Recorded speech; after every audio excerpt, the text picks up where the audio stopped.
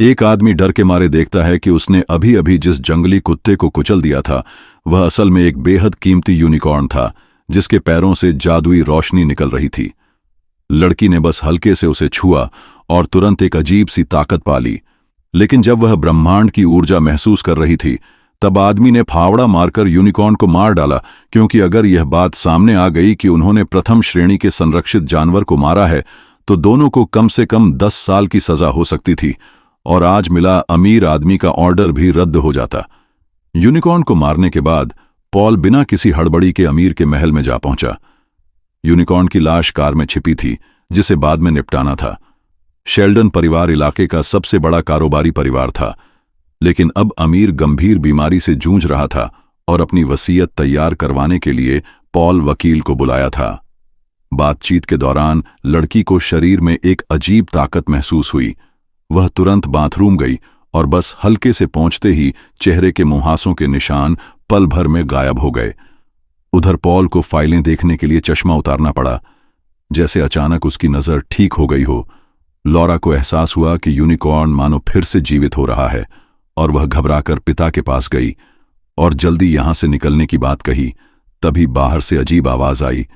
सब बाहर गए तो देखा यूनिकॉर्न कार में से निकलने की कोशिश कर रहा था। लॉरा ने बताया कि उसके चेहरे पर यूनिकॉर्न का खून लगा था जिससे मुंहासे गायब हो गए और पॉल को भी लगा कि उसकी नजर इसी कारण ठीक हुई है। अमीर के मन में लालच आ गया।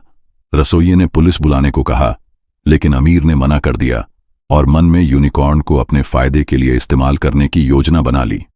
रात को लॉरा ने यूनिकॉर्न के बारे में खोज की और 7 कालीनों पर चेतावनी देखी जिसमें शिकारी यूनिकॉर्न को मारने की कोशिश में खुद मारे जाते थे। तभी बाहर आसमान में अजीब रोशनी दिखी और उस रात लॉरा ने सपना देखा जिसमें 2 यूनिकॉर्न उसकी ओर दौड़ रहे थे। वह चौंक कर उठी तो कमरे में 2 अजनबी सुरक्षात्मक कपड़े पहने खड़े थे। अमीर ने मेडिकल टीम बुलाई थी जिसने जांच की और कोई नुकसान नहीं पाया। डॉक्टर ने बताया कि यूनिकॉर्न के पैर से अभी भी इलेक्ट्रोमैग्नेटिक वेव्स निकल रही हैं, लेकिन सबका ध्यान इस बात पर था कि क्या यूनिकॉर्न का खून बीमारी ठीक कर सकता है। डॉक्टर ने पैर का पाउडर दिखाया और कहा कि यह खून से ज्यादा असरदार है। अमीर ने तुरंत इसे दवा में मिलवाकर शरीर में चढ़वा लिया।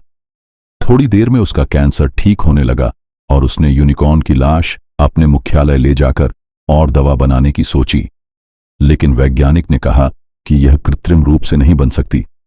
फिर भी परिवार ने निवेशकों को फोन करना शुरू कर दिया। लॉरा ने उन्हें चेतावनी दी, लेकिन किसी ने नहीं सुनी। जैसे ही वे लाश ले जाने लगे, हवेली में बिजली चली गई और नेटवर्क भी खत्म हो गया। पॉल बाहर देखने गया तो एक विशाल यूनिकॉर्न खड़ा था। अमीर का बेटा लाश को खींचकर अंदर लाने लगा और गार्ड गोली चलाने लगे।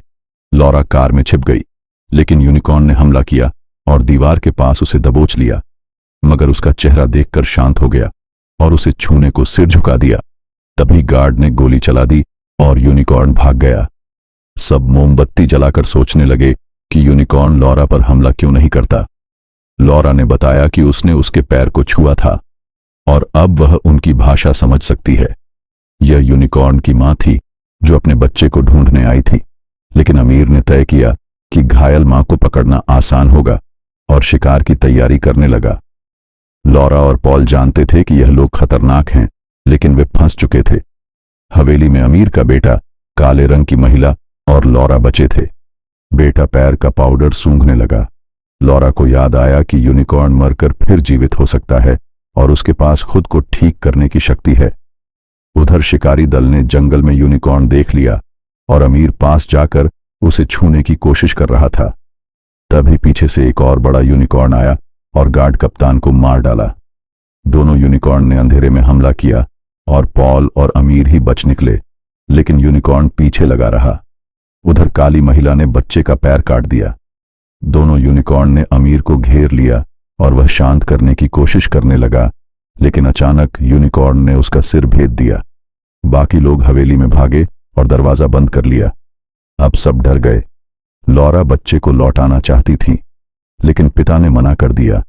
मोबाइल सिग्नल भी नहीं था और बिजली बंद होने से इलेक्ट्रिक गेट नहीं खुल सकता था। पहले यूनिकॉर्न का सींग स्टोर में रखा गया, फिर छोटे यूनिकॉर्न को आंगन में धकेला गया। कुछ ही देर में उसके माता पिता आ गए। डॉक्टर धीरे धीरे पीछे हटते हुए इंसानों की तरफ से माफी मांगने लगा, लेकिन यूनिकॉर्न ने अपने बच्चे को मरा हुआ देखा तो गुस्से में आकर महिला डॉक्टर पर दोनों तरफ से हमला कर दिया। बाकी लोग फिर घर के अंदर भाग गए। यूनिकॉर्न भी पीछे पीछे अंदर घुस गए। 4 लोग डर के मारे इधर उधर छिपने लगे। दोनों यूनिकॉर्न आराम से उन्हें ढूंढने लगे। थोड़ी देर बाद जब पैरों की आवाज नहीं आई तो एक महिला किताबों की अलमारी के पास सुनने लगी। तभी नुकीले सींग ने उसे भेद दिया और फिर उसका पेट फाड़ डाला। यह वैसा ही था जैसा कालीन पर तस्वीर में बना था। अमीर का बेटा यह सब देखता रह गया और मां की मौत के बाद भाग गया। दूसरी तरफ पॉल टूटा हुआ सींग लेकर लॉरा को घर से बाहर ले गया और खुद दरवाजे के पीछे छिप गया। जैसे ही यूनिकॉर्न ने दरवाजा तोड़ा, उसने उसे दूसरी तरफ खींच लिया। लॉरा बालकनी से झाड़ियों में कूद गई, लेकिन तभी अमीर के बेटे ने तीर कमान से उसे निशाना बनाया। मजबूर होकर लॉरा चौंक पर बैठ गई। अमीर का बेटा अभी भी यूनिकॉर्न पकड़ने के इरादे से पीछे नहीं हटा। तभी कांच टूटने की आवाज आई और काला यूनिकॉर्न गरजते हुए लॉरा की तरफ आया। वह डर से कांप गई, मानो अभी उसे मार डालेगा। लेकिन अजीब तरह से उसने आंखें खोलीं तो पाया कि यूनिकॉर्न उसके ऊपर लेटा सो रहा है। अमीर का बेटा तुरंत रस्सी से उसके पैर बांधने लगा। तभी पॉल दूसरी यूनिकॉर्न को भी वहां ले आया और वह भी लॉरा के पास लेट गई। अमीर का बेटा जल्दी से उसे भी बांधने लगा। पॉल ने बेटी की इच्छा समझते हुए अमीर के बेटे को सींग से मार दिया। दोनों गिर पड़े। तभी सोए हुए यूनिकॉर्न जाग गए और जोर लगाकर रस्सियां तोड़ दीं। अमीर का बेटा लड़खड़ाते हुए उठा और कांपते हुए बोला कि अगर यूनिकॉर्न का खून मिल जाए तो उसका घाव ठीक हो जाएगा। लेकिन आजाद हुए यूनिकॉर्न को देखकर वह निराश हो गया। इसी दौरान पॉल गंभीर चोट के कारण मर गया, जिससे लॉरा बहुत दुखी हो गई। तभी यूनिकॉर्न का जोड़ा धीरे धीरे पास आया। पॉल को उठाकर बच्चे के पास रखा।